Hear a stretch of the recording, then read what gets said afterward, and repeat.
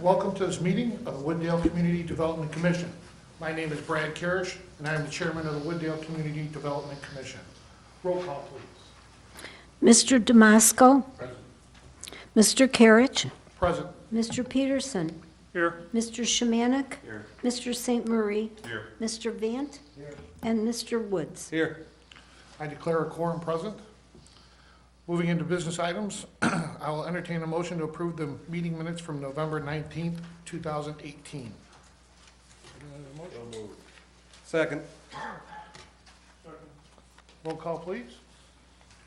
Mr. Damasco. Yes or no? Yes, sir. Yes or no? Mr. Karich. Yes. Mr. Peterson. Here. Mr. Shemanek. Yes. Mr. St. Marie. Yes. Mr. Vant. And Mr. Woods. And Yes. I'm sorry, who made that motion? It happened so fast.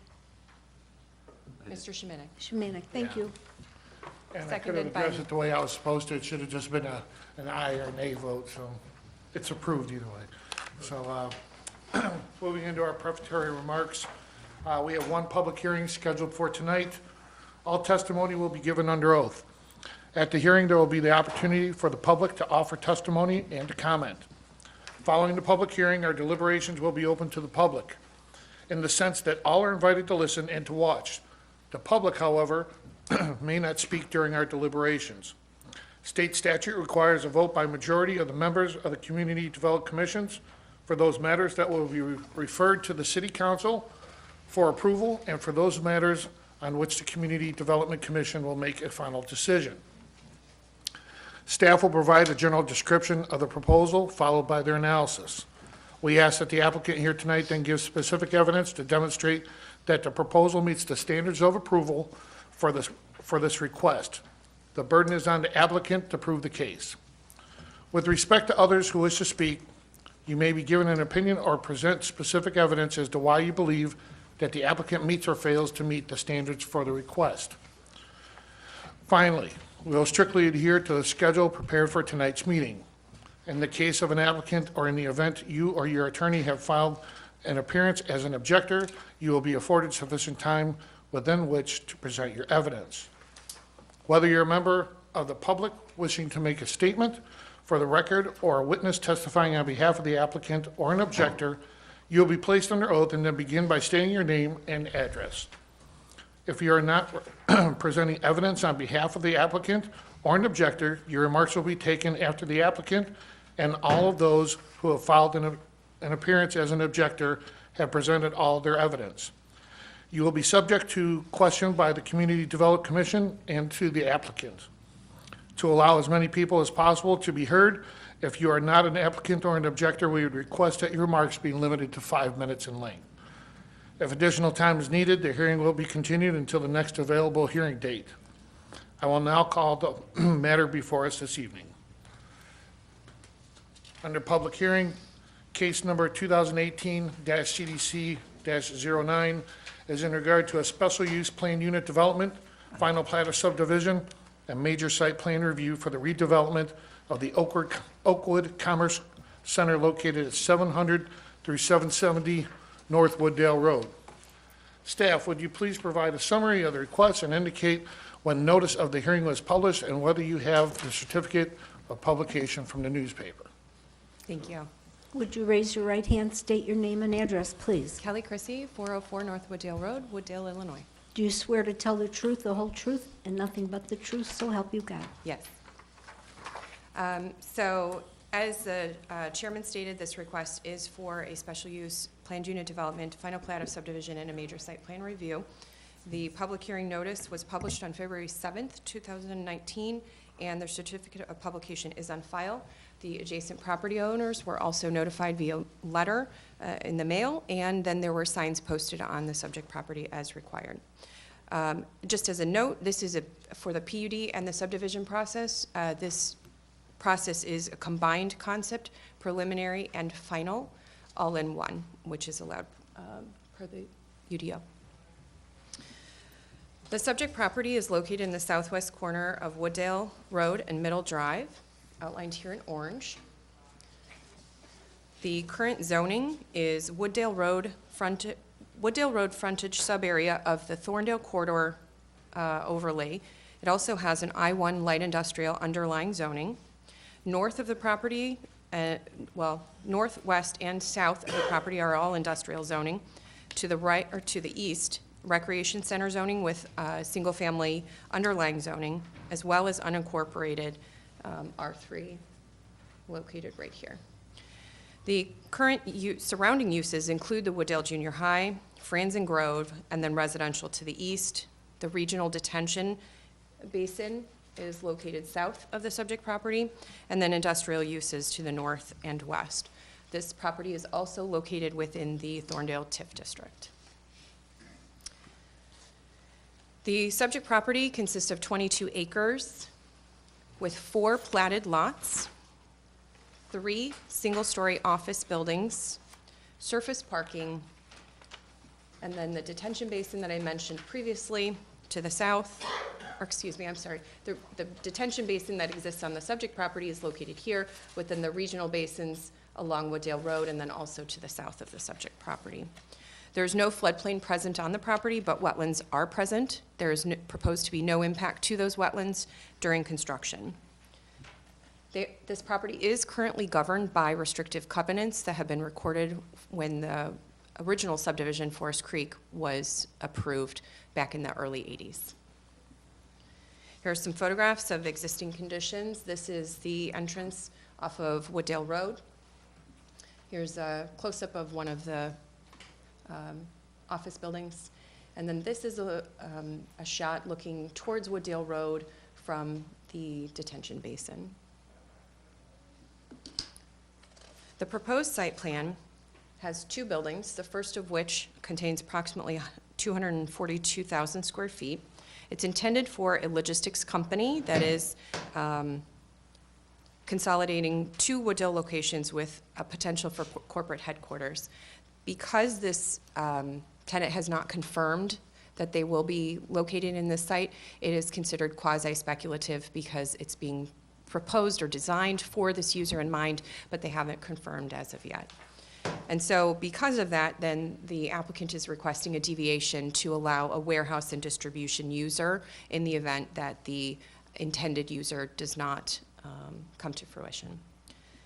For building 2, it is approximately 100,000 square foot building that is being built to suit for a company called Forward Space, which is a furniture distributor consolidating 3 locations into the one here. It will contain their corporate headquarters. They will have a showroom and also storage space. They will bring 100 employees, and they have already executed a letter of intent with the city council so that the city can share some sales tax revenue. So this user will generate sales tax revenue. The use is going to be professional office with accessory showroom and storage. Construction is planned to occur simultaneously for both of these buildings, as Forward Space does not want any other construction occurring once they occupy, and they do intend to occupy for the summer of 2020. Here are the elevations for proposed building 1. It is going to be constructed with precast concrete panels with a variation of depth on the facades, and they will incorporate a stamped brick pattern to kind of break up the large masses. Building 2 is nearly identical in design, but it is a smaller scale. The final plat of subdivision will reduce the 4 existing lots into 2 lots. There will also be a vacation of existing utility easements, which exist just to serve the office buildings that are currently there. There will be a dedication of additional right-of-way, which is the green area on Pond, as well as a portion of Middle. There will be a dedication of a drainage easement for their detention basin.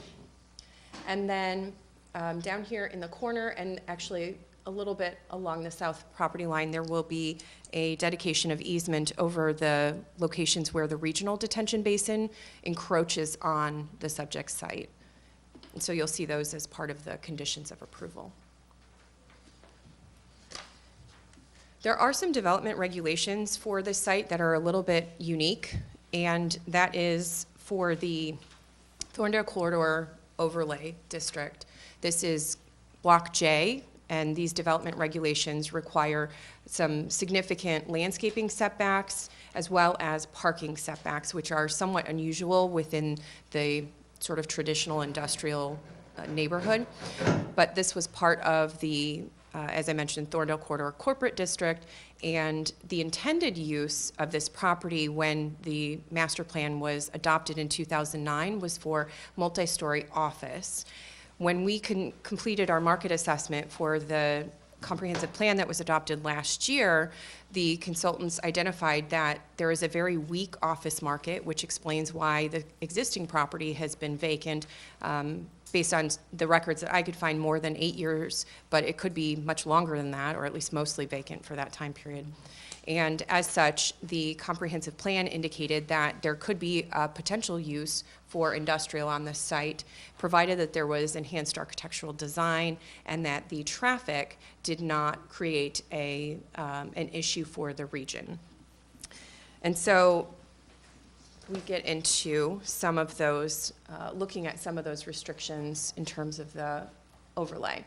In terms of setbacks, there's the 50-foot landscape setback that I noted. There is one deviation to allow a 2-foot encroachment of that setback for the patio that Forward Space has requested. If you'll recall, this is the detention basin. I apologize, these are oriented so that north is to the right, just for ease of display. But there is plenty of landscaping already existing here, and so they are requesting a 2-foot deviation. There is also a 100-foot parking setback requirement. And as I mentioned, this was originally intended to be for a multi-story office use.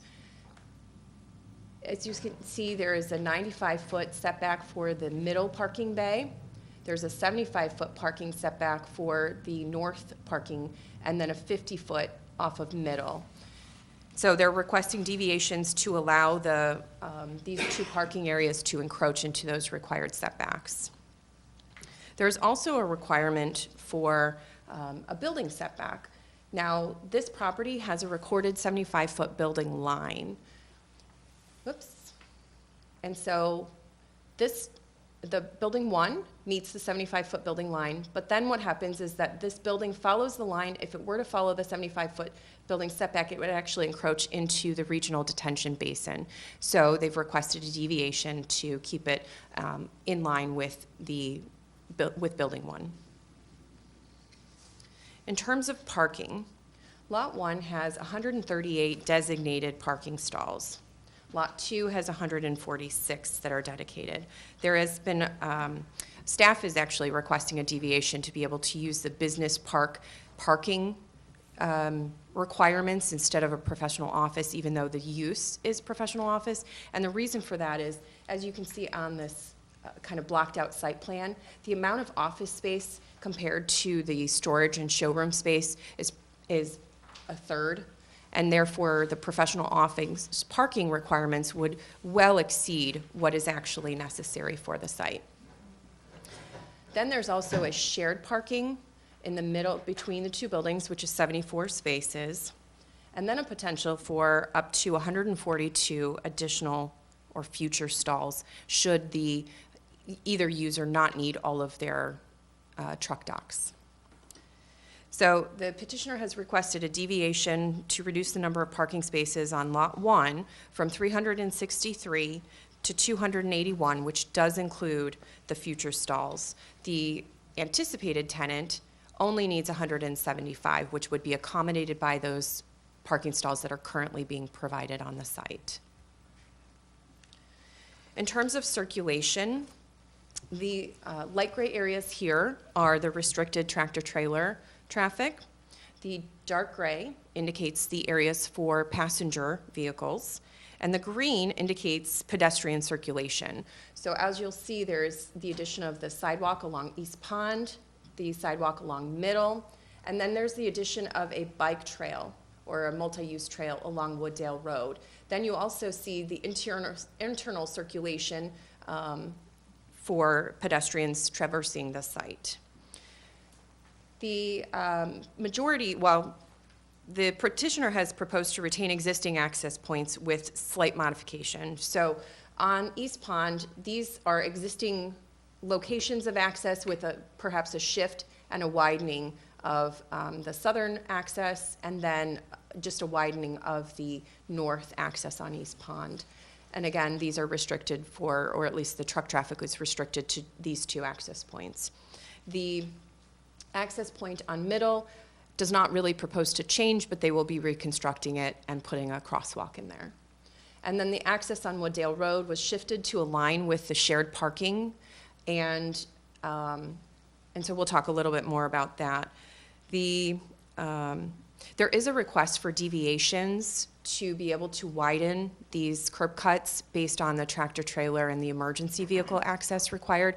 The auto turn diagrams were provided as part of the staff packet. I didn't put that on a slide here, but I certainly can answer any questions if anybody has any. I did note that there is a multi-use trail that is being proposed along Wooddale Road. This actually was coordinated with DuPage County. They identified that there is not sufficient width within the right-of-way to provide the multi-use trail on the county right-of-way, and largely that's because there are many obstacles in terms of power poles and things like that. So they have recommended the proposal of putting the multi-use trail largely on the subject property and then being able to come out into the parkway where necessary. And as you can see here, this blue indicates that the bike trail will connect an existing on-street bike lane on Middle to potentially School Street. The red mark here indicates where there is basically no connection currently. And so we see that the Salt Creek Greenway Trail is over here. We've got around the reservoir, we've got an existing local trail that provides that connection, and so we're looking to connect up these various trails. And as I said, this is something where the county is supportive of trying to connect these trails and is also part of the O'Hare pedestrian and bikeway plan. The other item I should note is that this property south of the subject site is the regional detention, but it is owned separately from the owner of the subject site. And so in order to make that connection, it will likely need to go onto that property and will therefore require the approval of that property owner. So we've provided a little bit of flexibility in the conditions of approval for when that trail connection can be made. There was a traffic impact study conducted as part of this redevelopment. The findings were that the potential traffic generated by the redeveloped site is estimated to be less of an impact than if the existing office buildings were fully occupied. The proposed development will have minimal impact on adjacent roadway conditions. There is sufficient capacity on the adjacent roadways to accommodate the proposed redevelopment, and that restricting truck traffic to East Pond and passenger vehicles to Middle and Wooddale will adequately accommodate site traffic. There are some recommended improvements that are included as part of the traffic impact study and demonstrated on the plans that have been provided. One of them is the widening of Middle Drive. And so currently they've identified that because there is an existing utility box located within this median, they're going to try and avoid that. However, for the functionality of this area, because it's already operating at a level of service of D, and we don't want to make it worse, they have proposed this dedicated turn lanes, one right, one left. However, it still does create a little bit of a bottleneck for stacking. And so one of the conditions of approval is that we're recommending that we investigate this further to see if it would be more advantageous for the entire neighborhood if we could bring that back to provide more of a stacking opportunity and therefore try and improve the operation of that intersection even further. There are also signal adjustments that have been recommended that will need to be coordinated with DuPage County, and that is to provide more green time to Middle, to provide add a right turn overlap phase to the signal, and then also to provide pedestrian signals and push buttons for the new crosswalk. There's also then, on Wooddale Road, there will be, because of the shifted access point on Wooddale Road, there will need to be some striping modified on Wooddale Road to accommodate that left turn lane. And that is not expected to have any impact on the existing turn lane for Hawthorne. Landscaping. There are no street trees proposed on Pond or on Middle where the new right-of-way is being dedicated. And the reason for that is because, they're putting in a sidewalk, there are underground utilities, and then there's a narrow parkway as well. So, so those street trees are not being required. The street trees that would normally be required on Wooddale Road are not being required either. And the reason for that is based on conversations with DuPage County and the overhead utilities that exist there, that they would not want any trees planted in the right-of-way. So those are two elements of the landscape plan that will not be provided. They have, however, requested a deviation to not count the trees that are, well, let me back up. Because the county cannot accommodate the trail within the right-of-way or the trail is now being put onto private property. And with that, trees have to be removed in order to provide that trail. And so they're requesting a deviation to not require replacement of the trees that have to be removed in order to put the trail in, because that is also a code requirement. And then finally, they're requesting a deviation to allow an administrative variance of up to 40% of the landscaping requirements. And really, this is a very large site. There are lots of existing trees. There are many trees that will be removed, but they are retaining as many as they can. There are plenty of code-required trees and landscaping that's required, but as it's presented, and this, I tried to kind of piece together the two parts of the plan that was provided. This is really an over-vegetated site as it is. And so the goal is to try and get it so that the landscaping will thrive and it will be a well-manicured and well-maintained site, as opposed to just trying to put as many trees on there as the code requires, because the intention is to have a beautiful site, and the owner hopes to do that, but unfortunately our code is very restrictive. So that's why they're asking for the deviation. And then I wanted to just reiterate that this project has been reviewed and conceptually approved by a variety of different departments and consultants, and we've been reviewing these plans for,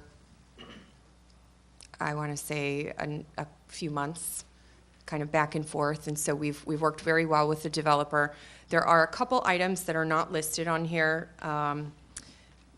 In terms of, there's one additional deviation, and that is that the UDO requires a maximum spacing of 300 feet between fire hydrants. The Wooddale Fire Protection District has reviewed this, and we also, in the International Fire Code, which is adopted by the city in the building code chapter, allows a 600-foot maximum spacing between fire hydrants, and that is provided that there are a fully automated sprinkler system throughout both buildings, which is being proposed. And then also, if the minimum fire flows are provided, then that would be sufficient to allow the 600-foot spacing. So that's one of the other deviations that has been requested as part of this. And the fire district, as well as the building administrator, have reviewed and recommended approval of that deviation. To date, there's only been one inquiry related to this property, and that was the original developer, who I believe has joined us tonight. And it really was an inquiry, there has not been any opposition voiced to me. In terms of a recommendation, staff has found that it is consistent with the UDO and consistent with a comprehensive plan. I do have prepared 4 conditions, although they're sort of sub-conditions, that for your consideration. and I've summarized them here. Substantial conformance with the staff memo. Prior to issuance of a permit, demonstration of minimum fire flows being met. Final connection detail for a sidewalk at Middle and Wooddale. Investigate providing required queue lengths for the dedicated turn lanes on Middle at Wooddale. Prior to a certificate of occupancy, construct the multi-use strength trail, the length of the site. Grant a public utility easement over the water mains and associated other utilities. Grant a shared access easement for that shared parking lot and drive aisle. Grant a stormwater easement over those regional detention ponds. And then record the CCRs subject to the city attorney approval. And so Mary, now is when I kind of turn it over to you real quick to talk about the CCRs and existing versus proposed. Okay, hi, everyone. I will say our office has been working closely with Kelly on this as well as with the attorney for the developer. In our legal review, we have found 3 issues that we think need to be resolved prior to final approvals. The first, as Kelly referenced, is the fact that there is a regional detention pond that is on this property and on property not under its ownership, so there has to be some agreement relative to the sharing of that. The trail that the city and the developer have agreed that the developer will install on property that is not under the developer's control right now, so we have to work on getting approvals for that. And last, as Kelly referenced, this parcel is part of a larger parcel which has recorded CCRs, and those remain in existence today, so we have to discuss how to resolve any conflict between or termination of existing codes and covenants and declarations, and allow the new declarations to come into play. So those are just more legal issues that you don't have to necessarily involve yourself in, but to be cognizant of that we're going to be working on those for any final approval. And so I suppose as one of the conditions, the only condition that's really not listed here is to resolve the potential conflict of existing CCRs versus proposed in terms of your approvals. We did get a call or a comment relative to the multi-use trail on School Street, which the city is recommending be developed. And recognizing that that trail is not on the developer's property currently, the proposal would be to allow that to be developed over the next 5 years. One of the questions that we got, which was a very good question, is how do we ensure that will actually go in within the next 5 years? Kelly and I talked about that. We're going to be proposing to the developer for consideration. The developer post a performance bond that will remain with the city until the trail is installed. Now that's a concept I haven't had the opportunity, and I don't know if Kelly's had the opportunity to talk to the developer, but that's something we'll be talking about in concept, just to give the city the protection of knowing that that trail, which everybody would like to have, actually will be constructed. That was it, my comment. Thank you. There is a lot more in the staff memo, and in terms of all of the findings, I did outline each of the findings required for each of the requests, the special use, the planned unit development, the final plat of subdivision, as well as the major site plan review. I'm happy to answer any questions about those, but I figured my presentation probably was long enough without going into all of those. But, and you know, the other thing to note is that there were documents upon documents that were submitted and reviewed by the development review team. And so certainly if anybody has any questions, we can dive into those as well. But just wanted to give everybody a summary of the proposed development and then see if anyone has questions.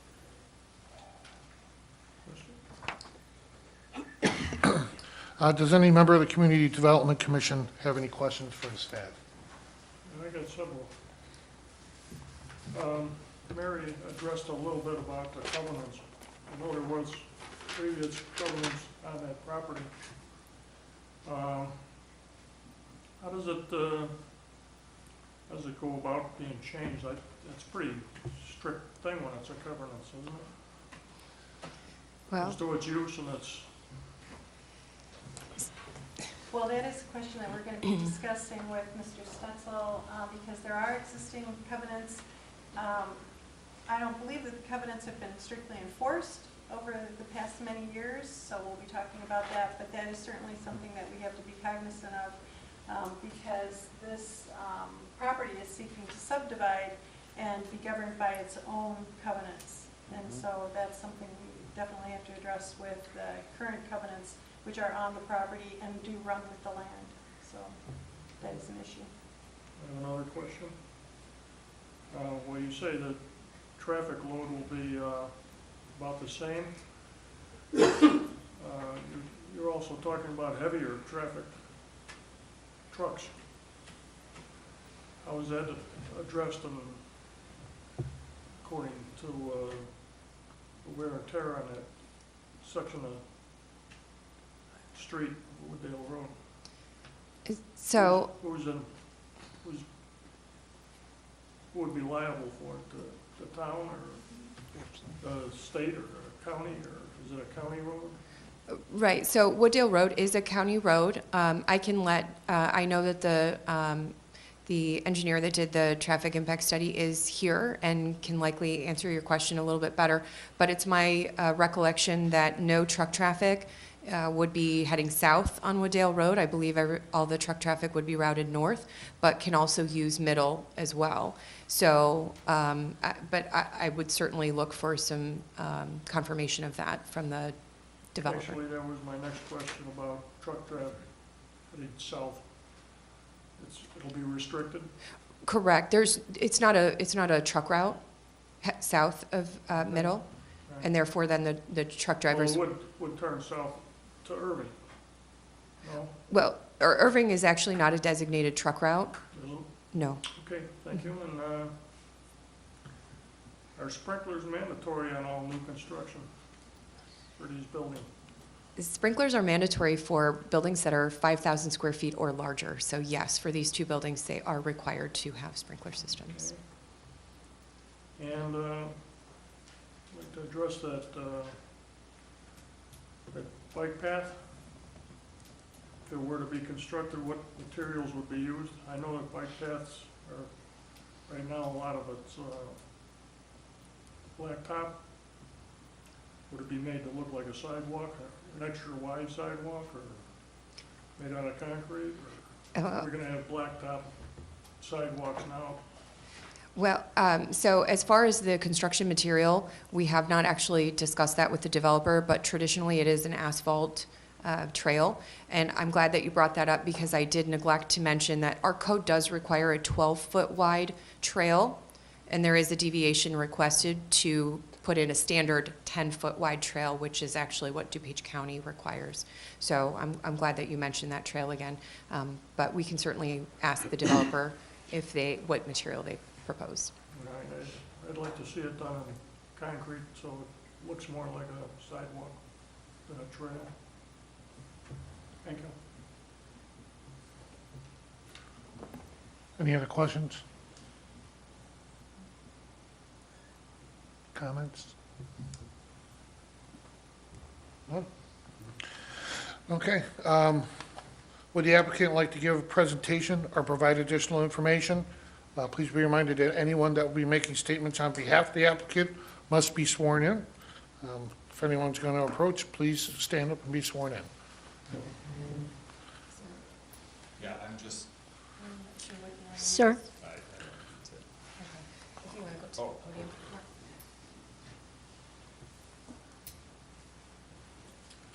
would you please raise your right hand and state your name and address? Mark Hauser, 1000 West Irving Park Road, Itasca. Do you swear to tell the truth, the whole truth, and nothing but the truth, so I help do. you God? Thank do. you. My name is Mark Hauser. I'm with Bridge Development Partners. We are the developer for this project. I also have a team of experts. We have Joe Ivanelli, who is the civil engineer with Manhart. We have Louis Abuna, who is our traffic engineer with KLOA. I have Joe Ahrens, who would be the Chief Project Manager for the construction of the facility with Premier.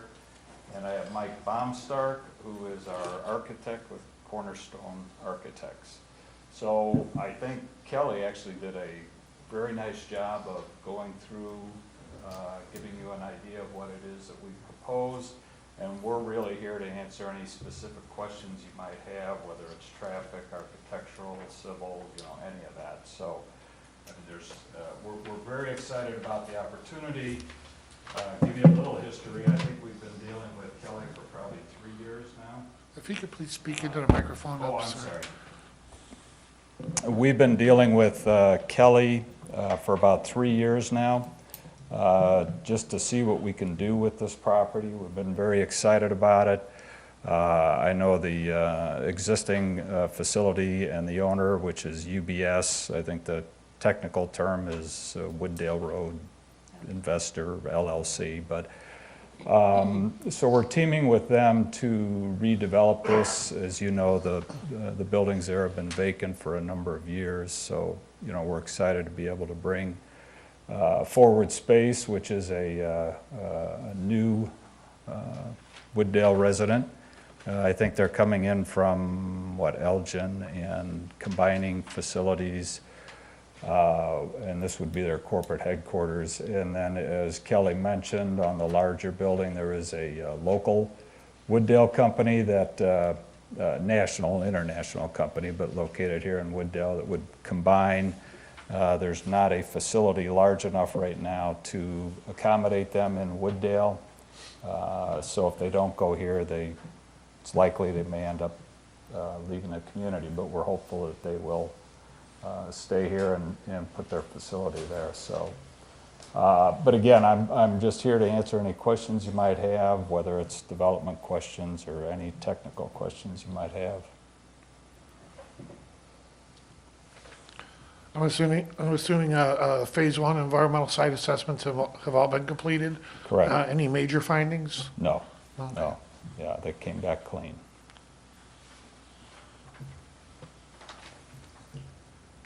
Any other questions, Counts? No? Thank you very much. Okay, thank you. Does anyone want to talk to any of the other team members that the applicant brought with? If so, we'll have them sworn in. Yes, no? No? Okay. Does any member have any further questions for the applicant? If not, I'm going to ask if there is anyone in objection to the petition or any member of the general public in attendance who wishes to make a comment or ask a question regarding this request. If so, please stand, proceed to the podium, and be sworn in at this time.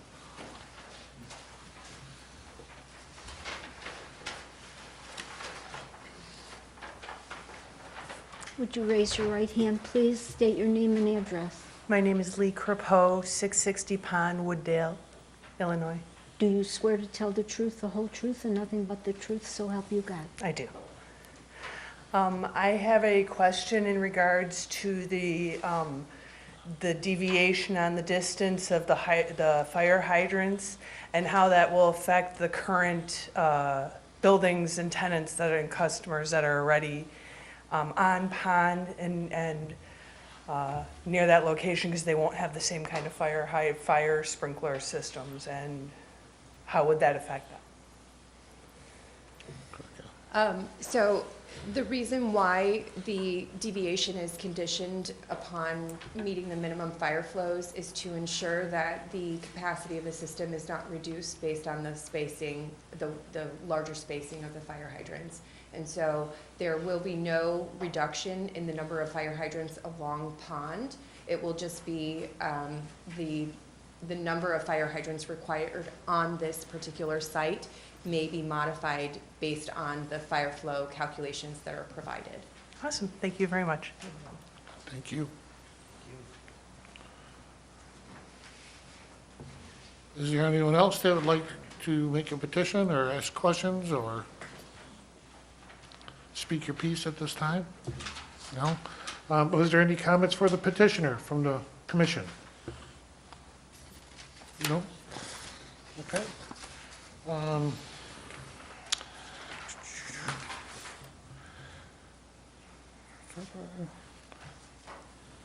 Having no additional testimony, I will now close the public hearing for case number 2018 CDC-09. We'll now proceed into deliberation of the merits of this request. Any of the board members like to discuss this any further before we move into asking for a motion?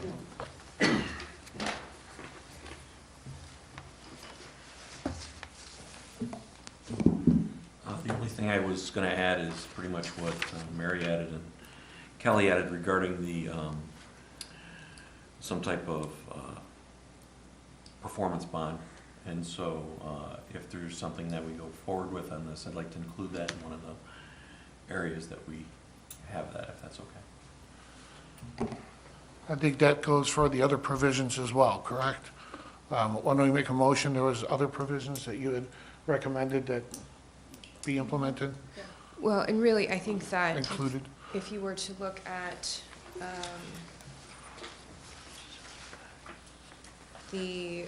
with respect to, and Mary, if you don't mind taking a look at condition of approval 3E, it says the draft declaration of easements, covenants, conditions, and restrictions shall be finalized and subject to approval by the city attorney shall be recorded after the prior conditions have been met. So I believe that the wording of that allows the ability to not only review the existing, but also the proposed and see how they the interplay between them. And so, okay, so I believe that we've covered those. Just want to make sure that it's in there. Mhm. Now, I did propose, based on some, the question raised by Commissioner Shiminik, I did propose a revision to condition 4, which I've provided to Commissioner Shiminik as well as Attorney Dixon. And so if you wanted to include that, then we do have the proposed language for the revision to that condition of approval. Do you want to read that so that they're aware of what you're recommending? I've got it. I printed off a copy and I gave it to you, the two of you. I did not Do give you myself have a copy. of it then? Yeah, it starts here up from upon it goes forward. I apologize. So if you're looking at the recommended staff conditions on page 21 of 21, we would recommend an addition of language upon issuance of the site development permit for the subject site. A bond shall be provided and maintained in the amount of 110% of the cost of constructing the multi-use trail to School Street, only the portion that extends beyond the subject site, and until such time as the trail extends to School Street. In the event the trail does not extend to School Street by the end of the 5 years after approval of the PUD, and the parties have not entered into an agreement to extend the time for installation of the trail, the city shall be entitled to draw upon the bond in order to complete the required improvements. I think that does provide what your suggestion or your question was very good and caught that. So that is something we have not talked to the developer about, and if there's an alternative that can be proposed that meets that intent of that language, then we'll certainly recommend that as well. Okay. Good catch. Mary, may I have a copy of that? Sure. That addition to, Absolutely. okay, thank you. Does that need to be read again into the motion then, Kelly? I think if the commission agrees, then we can provide the specific language to Marilyn for the minutes. Okay. And then that will be recorded in the minutes. Okay, great. Well, there being no further discussion, I'm looking for a motion. Suggested motion is provided in the staff memo. It is the last page of the memo.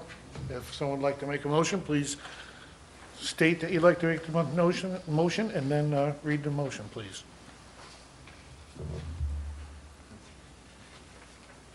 I'll make the motion. Second. Do we need to read the motion through first? Or just as Does presented in everyone- our staff Well, memo? for purposes of this is televised, correct? It is, Yeah. that's For correct. purposes of the televised audience, I know it's lengthy, but would you mind reading the recommendation? I would if I could see it. It's not gonna work right now. Kelly? Would you like me to? Go ahead. Or here, Either way. yes, there you go. So, Mr. Shimonic, you'll make the motion, or you're just reading it on behalf of the motioner? I'm reading on behalf of the motioner. I want to make sure I support my other folks here. Okay. Based on the submitted petition and the testimony presented, the proposed special use plan unit development, final plat of subdivision, and major site plan review meets the standards of approval and is consistent with the UDO and comprehensive plan.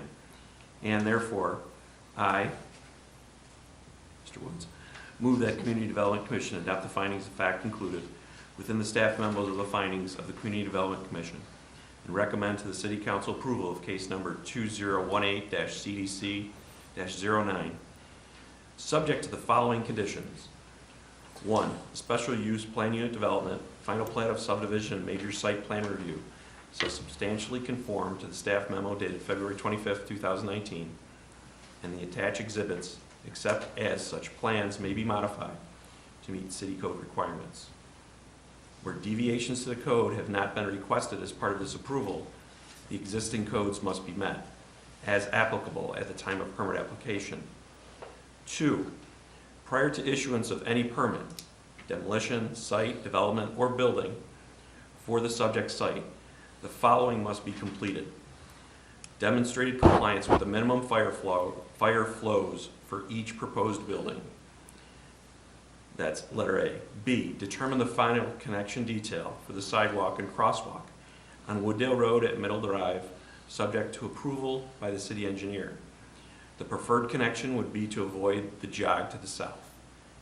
C, determine the impact of providing the Q-link specified in the IDOT design guidelines to create right turn and left turn lane, to create dedicated right turn and left turn lanes on Middle Drive.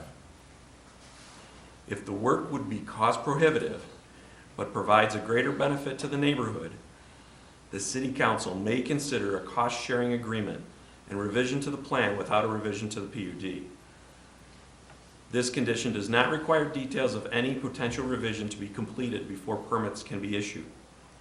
The final directions for modifications to Middle Drive must be agreed upon prior to the issuance of a certificate of occupancy.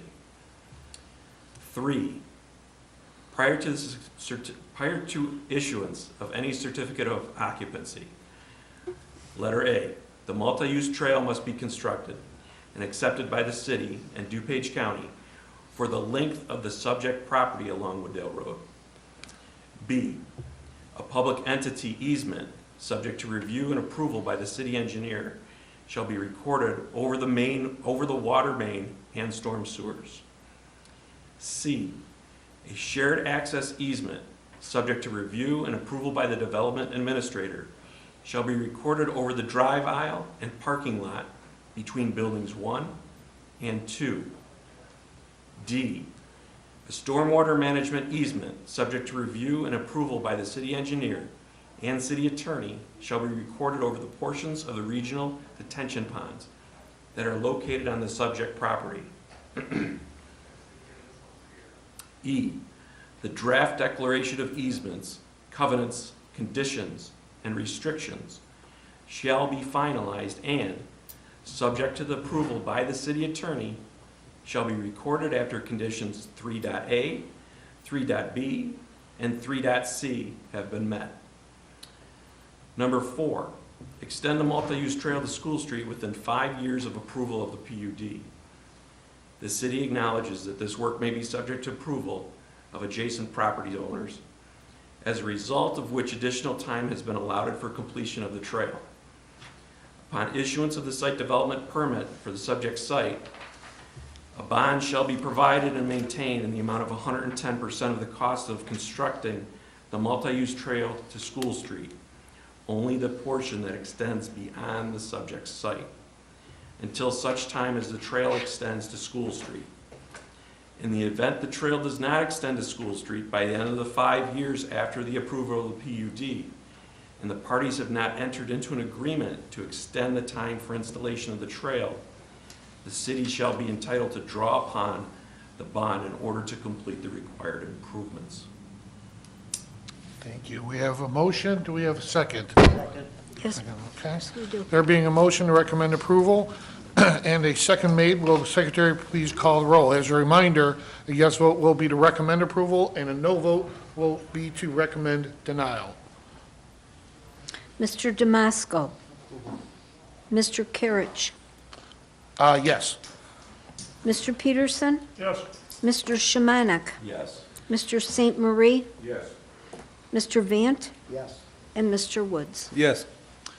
Motion to carries. recommend approval of the proposed special use PUD final plat of subdivision and major site plan review at 700 through 770 North Wooddale Road carries.